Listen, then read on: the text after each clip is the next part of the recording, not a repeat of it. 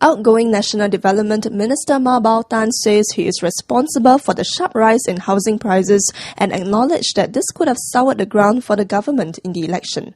Housing is always a very sensitive topic, a very sensitive subject, and I guess to the extent that in the last couple of years housing prices went up very sharply, coinciding with the very dramatic turnaround in the economy, and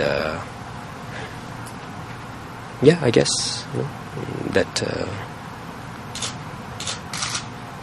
resulted in quite a lot of unhappiness on the ground, and I accept responsibility for that. Speaking to reporters at the sidelines of the Building and Construction Authority Awards ceremony, Minister Ma maintained that he had intentions to retire in 2009, but was asked by Prime Minister Lee Hsien Loong to stay and fight in the election. Was your decision motivated by the outcome of the election? Well, it indicated, I think, that we needed fresh minds, fresh thinking, fresh ideas, and I guess that was one of the factors, yes.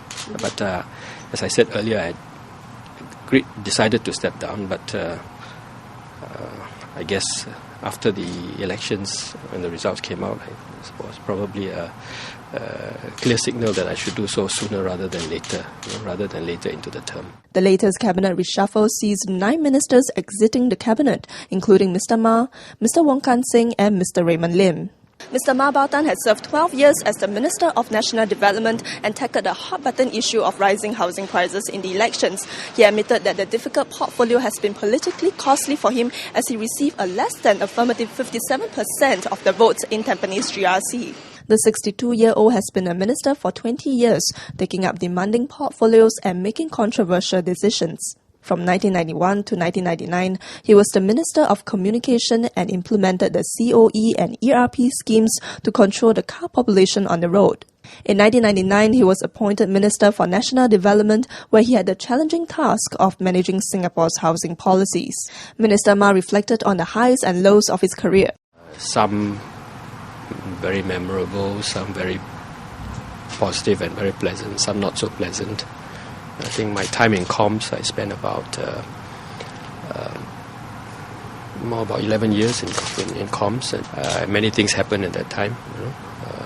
Of course, road transport was a very challenging portfolio, as it is today, as you know, and those were some of the more challenging aspects of my work then. And of course, there are many other aspects as well, telecommunications, when we corporatized and then privatized Singtel. In air transport, I think there were some high and low points. A low point to me was when SilkAir MI185 went down.